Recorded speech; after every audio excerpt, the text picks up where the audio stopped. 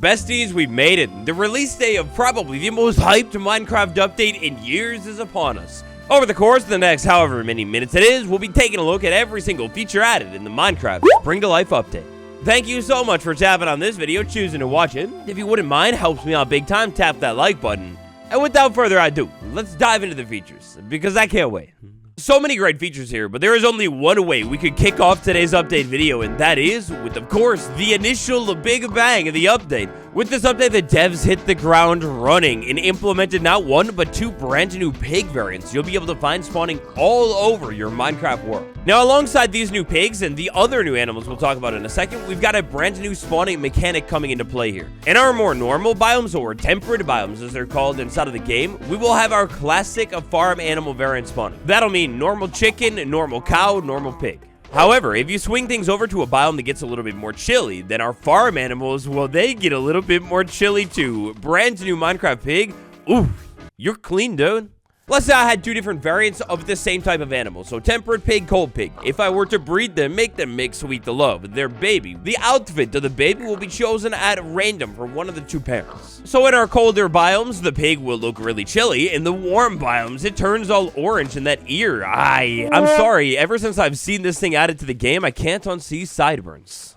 But that's not all, because alongside the brand new pigs, we've got some brand new cows as well. This is the warm cow right here with the sick devil-looking horns and really red. And then the cold cow is pulling from the Highland cow. For the cows in our next mob variant, the spawning mechanics are exactly the same as they were for the pig. The same with the breeding.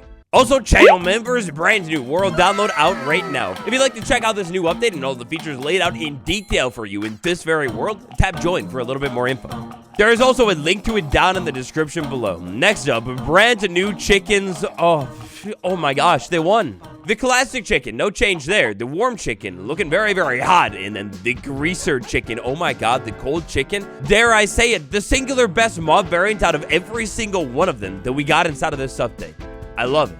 Big update inside of this update, wolves have personalities now. More specifically, 6 different brand new ones, and then 1 classic one. Now, these new personalities are going to amount to a bunch of different wolf sounds, something that we talked a little bit more in one of the snapshot videos during this update cycle. In order to save time, not bore you all, what I've done for you here is I will be playing the ambient sound of every single brand new wolf personality that you can find. These wolf personalities are chosen at random when a wolf spawns inside of your world. They are not aesthetically linked to the wolf variants at all. So for you veterans out there, they haven't removed the classic wolf. This is what it sounds like. They've just added to it to make the wolf sound a little bit better. Their variant name is on the sign.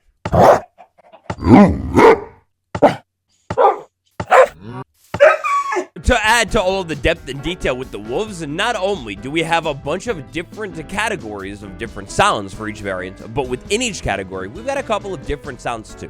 Like I've always done with these update cycles, on the end card of this video will be a playlist with all of the videos that I've made on this update. If you'd like even more info on anything we take a look at today, check the playlist. Now, you might have noticed it a minute ago, but the cow is shiny and brand new looking. And not only have they made its texture a little bit less harsh, doing a little bit of pixel fading out work, but the nose, it went to the nose doctor. Oh my gosh, it's not every day that you see somebody go to the nose doctor to make their nose a little bit larger. That's crazy. They also bumped the legs back by 1 pixel on a Minecraft Java. We've got the sheep update of all time inside of this update as well, again for Minecraft Java. So when you dye a sheep, no longer is there any white wool around its face and on other spots on its body, and when you shear a sheep, well, the wool underneath, it doesn't stay white any longer. It's actually dyed whatever color the sheep is. Now, I'm not gonna lie, this is a great update, but they tried to sell us the biggest scam of all time with this update, calling different sheep spawning across your world sheep variants. Mojang, come on. So this one right here, it will work very similarly to how the mob spawning changes that we talked about at the top of this video will behave. In a biome that is a little bit more cold, the most common sheep that you will now find is going to be a black sheep. However, inside of this biome, you'll also be able to find all of these other more neutral tones or whatever spawning. Just less common. In the temperate biomes or normal biomes, the white sheep is still going to be the most common, but you'll also now be able to find these sheep spawning. And then in the warm biomes, brown sheep is most common, with all of these other colors being a possibility too. Do not fear, pink sheep is still going to be able to spawn anywhere across your world, and its rarity in spawning has not been touched at all. Yeah, now by the way, today's video is for Minecraft Java. This update is just about in parity on both versions, so if you're on Bedrock, it still applies to you, but stay tuned. I'll have a dedicated Bedrock video with the unique changes inside of that update cooked up for you sometime later this week. New spawning ability, farm animals will be able to spawn inside of the badlands. Even better new spawning ability, the camel will no longer be limited to the desert village. You will now be able to find camels spawning at random in solitary all across the entire desert biome. Of course, like you'd expect, brand new main menu panorama for this update. It's good looking. On one half we get a forest, eventually we rotate over to the warm desert. Now when creating a world inside of this update experiments, we don't have a single brand new experimental toggle, and these two toggles, they were never touched. The villager trade rebalance, I can't say the same. That's because those old dusty villager updates and experiments, well, the cartographer ones have made it into this update. Check this out right here. Taiga village map, ocean map, okay, those two are old, but that one, that's brand new. So, inside of this update, in order to ease your exploration all around your world, villagers, cartographers at their second level, they will now be able to sell you a bunch of brand new maps. These new maps will lead you to different places all around your world, and even better, these maps have brand new icons on them relating to wherever that map is going to take you. So you, my friend, the plains biome, as you can see from this chart right here, each starting biome is going to link to a different ending biome. So this plains one right here just told me a taiga village map. Any map that you buy from a villager, so let's say I bought another taiga map, it will always lead to the closest taiga village to that villager. And that specific map trade is locked in as soon as you unlock the trade for the first time. So moving the villager around your world does not change a thing. Most of these maps will lead over to different villages inside of your world. However, some of them, for example, the swamp map, having no swamp village, will lead you to a witch hut.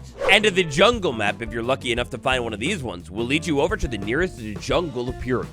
But oh baby, villager updates, why stop there? Because the Wandering Trader, the updates to this thing have made it into the update as well. Look at this thing. The Wandering Trader, for the first time ever, will be able to buy things from you. The things that it can buy, they're pretty simple to get to, and it'll be able to sell you brand new things for new prices. So let's try our hand at a couple of different Wandering Traders just to check this out. Ooh, pale logs, that's pretty nice. And how about you? Give me one of the new plants, maybe?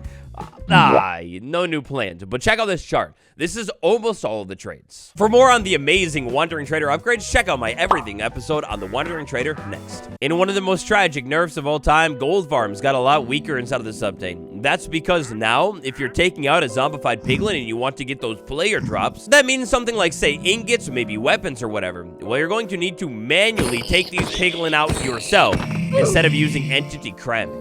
That one's pretty sad, so quick think fast. Spawn eggs. Oh my gosh, let's brighten the mood with these beautiful things. Every single spawn egg in the game has been touched in this update. Oh, and not only touched, instead entirely redone. These new spawn eggs are absolutely amazing. Take a look at every one of them. What is your favorite spawn egg? Tell me about it down below. And with our spawn eggs, we've got an interesting new mechanic going on. We have 3 different sizes. We have small spawn eggs for mobs that are a little bit smaller. We've got normal size spawn eggs about the same size as the spawn egg before. And that's going to be the most common spawn egg size. Those are for like your average size mobs. And then last things last, we've got large spawn eggs for the mobs that end up getting a little bit bigger. I don't know why the blaze is the large one, but if you think about something like, say, an ender dragon, yeah, that mob is gigantic. I see why they made that spawn egg big. So that is kind of it for the most part for our mob related changes in this update. Next up, let's take a look at plants. Spawning all over your world, in most of the more normal biomes, if you want to call it that, you'll be able to find a brand new plant called the bush. The bush is a brand new decorational plant that will look something like this right here. The bush, sort of like grass, is affected by biome gradients. That means if you take it over to a biome with a different grass color, well, the bush becomes a different color too. In order to get your hands on more bushes, bone meal, you will have to bone meal them. If I were to walk up to a bush and smack it with my bare hand, I get nothing. Instead, if I want to pick up the bush, I use a pair of shears, and if I wanted to, I could compost the bush as well. Leaf litter is a brand new ground decorational block that you'll be able to find in the game all over your world in this update. Now, this thing is going to be very similar to the cherry petal, wherein you can put 4 leaf litter on a single block. You can also rotate the leaf litter as well, depending on the direction you are facing when you look at a block and place it down for the first time. Our different leaf litter aesthetics are going to look something like this. However, yet again, the leaf litter is affected by biome gradients and is compostable. One of the coolest biome gradients of all with the leaf litter is found inside of the pale garden biome because, oh my god, they made this thing actually pale. That's so cool. You'll be able to find leaf litter dotting, or more so covering, the entire ground in biomes like the forest and the dark oak forest inside of this update. Or a bag of the comfort of home sweet home over at your house. You can take any leaf in the entire game. It doesn't matter. Throw it into a furnace. Smelt it up. Take a little bit of time. Any minute now. Smelt the leaf up, and one leaf will smelt down into one singular leaf litter. That is so few, but alright then. For years now, we've heard of grass, tall grass for sure. Maybe you've even heard of seagrass. Well, enter brand new type of grass called the dry grass. Take a look at this stuff. It's yellow, golden. Well, that's because of the biome in which you'll be able to find this stuff generating. Inside of the desert biome, all over the ground, you'll be able to find this new plant called dry grass. There is a short version and a tall version. You will also be able to find this stuff generating in the badlands biome as well. This short dry grass is a total of approximately 1/2 a block tall. Meanwhile, the tall dry grass block is about 1 entire block tall. As you probably would have guessed, you can compost both of these brand new grass types. In survival, if you want more, you can bone meal these grass types to grow a little bit more. But when you bone meal one, say a tall one, it will spawn a new short one. And then you bone meal the short one, it will grow up and then be able to spawn more short ones. And last things last, if you're a fan of the grass, then you would already know. If you want to pick this thing up, you don't punch it. Instead, you use shears. If you punch this thing, nothing happens. Wildflowers. Oh my gosh, we've heard of the cherry petal. Now we've heard of a brand new yellow flower. Behaviorally, functionally, it's pretty much exactly the same as the other flower. Rotational like the leaf litter, whatever. You can, just like leaf litter and cherry blossom flower, place up to 4 singular wildflowers on a single block. In a more survival setting, if we had wildflowers in the ground, walked up to it and bone mealed it, well, first the wildflowers will spread on the same block. But after they've filled up, if I were to bone meal it on the same block, well, yes, girl, pop off. Alright, inside of the crafting table, if I place a wildflower, you probably guess it from a million miles away, but it is yellow dye every single time. This plant could be a cool opportunity to see a randomized crafting recipe though, right? With white dye and yellow dye. You'll be able to find this flower generating across a couple of different biomes in your world, including the birch forest, but one of my favorite spots to find this flower is inside of the meadow. I think this biome just looks so good now. Cactus have a brand new ability. It's sort of just like that old classic mob boat. Oh, too soon. It's sort of just like that classic mob boat. The cactus will now be able to grow a yellow... What? A pink flower can grow atop the cactus from time to time. Our new pink flower is called the cactus flower, and wow, gosh, golly, take a look at how this thing looks. It's such a cool looking flower. In survival, if you want this thing, great news. All you need to do is walk up to it and punch it with your hand. Hopefully, don't let it fall on the cactus, otherwise it'll break. In the crafting table, you can turn it into pink dye, or in the composter, you could compost this thing. One of my favorite little build tricks with this cactus flower is place it on a pot, like a full giant one. When you place it on the top, it looks like it's a flower inside of a pot. Every time a cactus grows up and does not have a block placed next to it, so aka a cactus farm, it has a chance to grow one of these pink flowers. You see? Kind of like that. This is, unfortunately, the only way to get this thing. You can't bone meal it. Oh, but I've saved the best for last, because this time, flip it over to the nighttime, and across your world, usually near water, so rivers or maybe the swamp biome, you'll be able to find the firefly. They've gone ahead and done it. In order to add a little bit more life and movement into your world, a brand new bush called the firefly bush will now generate, and wow, the pixels that come from this thing at nighttime when there is no block placed above it, they're beautiful. The firefly at last has come to life. That's only about 3 years too late, but don't worry, it's good vibes today. We don't complain. Now, also, alongside this new plant here at nighttime, if you have enough of them, you can really hear a new buzzing sound. Listen. It's so cool. It's so faint. I always have wished they made these sounds a little bit louder, but wow, look at how good this looks when you get so many bushes in one area. Now, if you were curious about the daytime, during the day, or at least when this plant is not in darkness, the particles will not actually pop up. However, on the plant itself, you still do get these animated little glowing dots. If you found this thing and really loved it, you just want to bring it back home, well, great news. You don't really need to worry about any planning or the forethought or anything. You just break it with your hand and you get the plant itself. So again, check this out. Flip it over to the nighttime and the particles, they will slowly fade in. The distance in which particles can pop up from a singular firefly bush plant and amount of particles differs from version to version, but on Minecraft Java, particles will be spawned up to about 5 or so blocks away from a singular firefly bush. And flipping things back over to the day, this does work in the day as well. That is, if the firefly bush is in darkness. Also, the particles do not listen to blocks, so that means you could hide firefly bushes beneath your floor and have firefly particles all over your room. But speaking of particles, that's not the only place where there's a lot more movement inside of your world, because in this update, leaf blocks, every single one of them in the game, it'll be able to spawn, well, the same particle falling from it, but particles in general, that's the big deal here. Take a look at these small particles that will drip down from every leaf block. This is beautiful. This will make walking through any biome with trees feel a whole lot more immersive and alive. Dead bushes, at last, you can do it. You've always wanted to, now you can actually, well, do it. The dead bush, you can put it on the farmland block. Wow, I love this update. And in an exclusive Minecraft Java Edition update, dead trees, or fallen trees as they are called inside of the game, are now a generation feature. We've got a fallen tree for the birch tree, the oak tree, the jungle tree, the spruce tree, and then the giant birch tree as well. Now, the biomes in which you will be able to find these fallen trees generating, they are pretty straightforward. If you're looking for a fallen spruce tree, then you're going to want to head over to the taiga biome. Though these generation features are not the most common thing in the world, they're also really not all that rare as well. And sometimes they can generate in with mushrooms too. Also vines as well. Now, next up in today's video, we have something that we've kind of already taken a look at, albeit briefly, but we have taken a look at it across this video. With the addition of all of these new plants, the generation across many different biomes inside of your world has been shifted. Inside of the desert, for example, you'll find the cactus flower and all of these new grasses. Same thing with the desert sister biome, the badlands biome. Inside of the forest biome, it's fallen trees and leaf litter all over the place, making this thing feel a little bit more brown than ever before. The birch forest biome is one of my favorite upgrades inside of this update. The yellow wildflower dotting the ground all over this place, it really brings it to life. Like we mentioned before, the dark oak forest biome, it also has a bunch of leaf litter all over the ground. And then inside of swamp biomes, mangrove as well, and alongside of rivers, you'll be able to find firefly bushes generated. All of these different biome adjustments work hand in hand to make your world feel a little bit more unique and alive.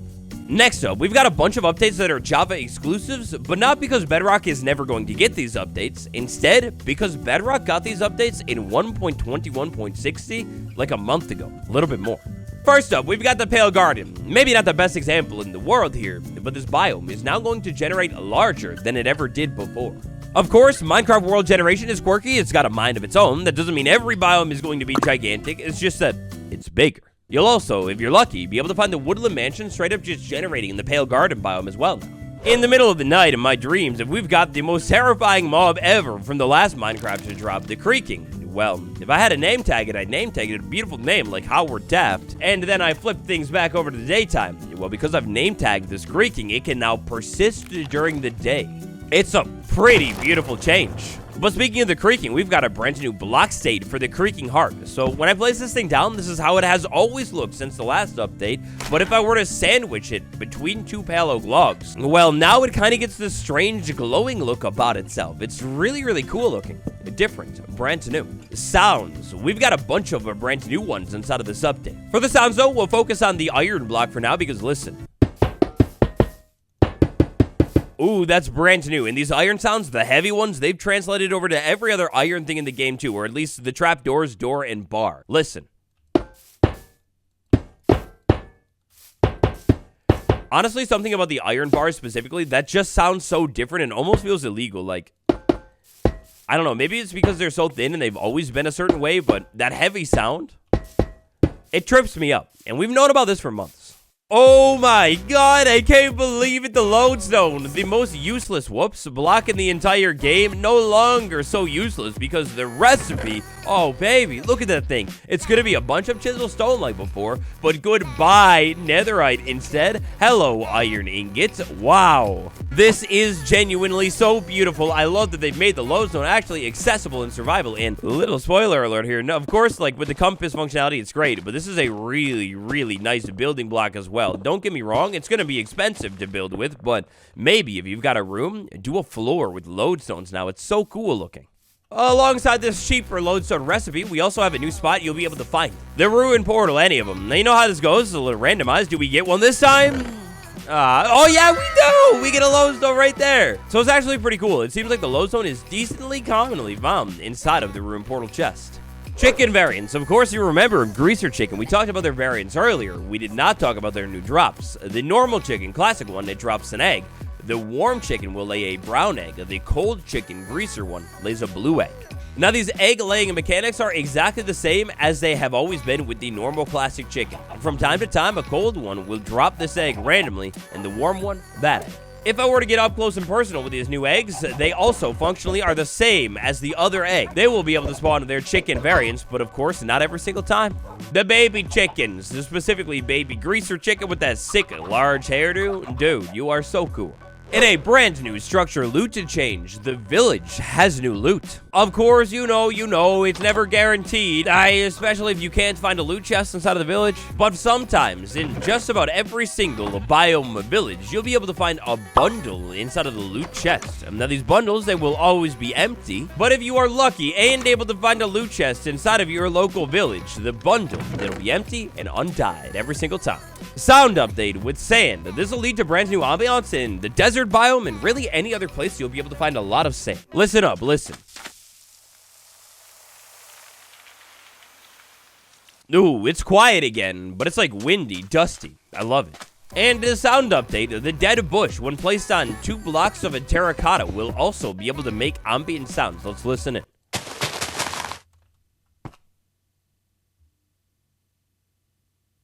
I think I can hear it there. There's like subtle ticking and stuff, and maybe crickets, but I've never really been able to hear it much.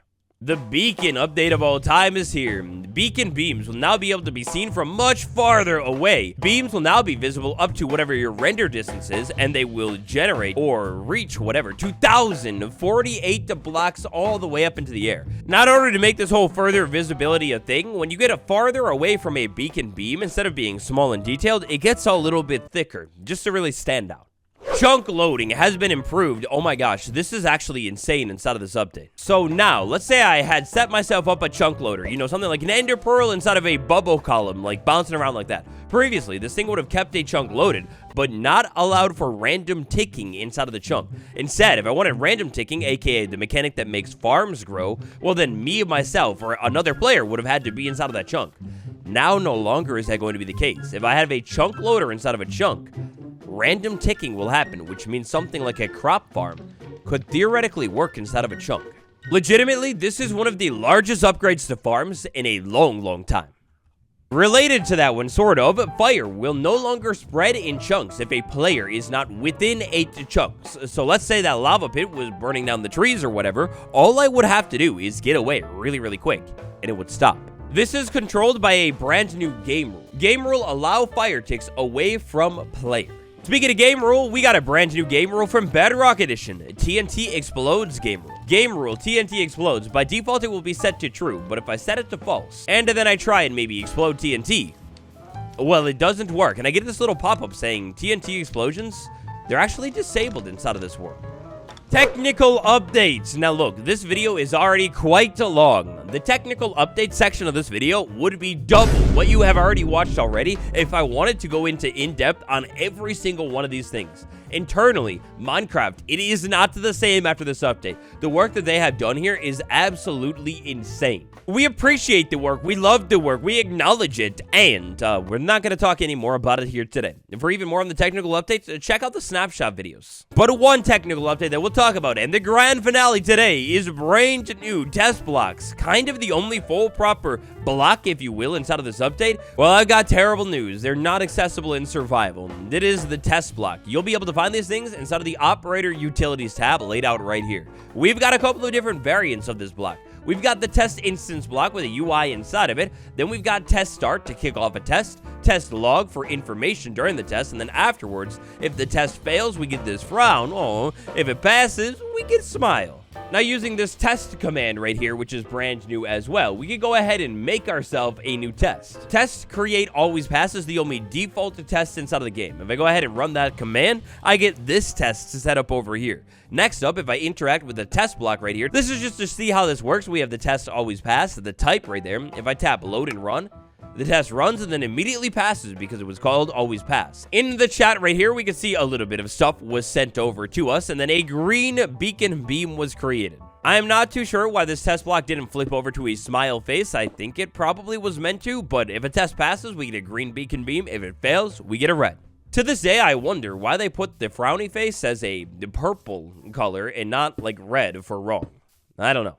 Anyways, Minecraft 1.21.5, the Spring to Life update, that's just about it. There's so much. In total, if we're looking at just like the new items laid out inside of a chest and some of the significantly changed things here, this is everything inside of 1.21.5. Of course, not laying out every single spawn egg in the game. And of course, for you lineage lovers out there, I could never forget, the snapshot cycle for this update was fire, with 10 snapshots, most of them being bangers, followed up by 3 tiny pre-releases and 2 release candidates to top everything off. We give the devs props for props for doing their flowers because every snapshot was so cool, especially near the beginning of this update cycle. They just cooked. They did so well with it. What's your favorite mob variant inside of this update? Tell me all about it down below. Thank you for watching. Smash that like and subscribe for more.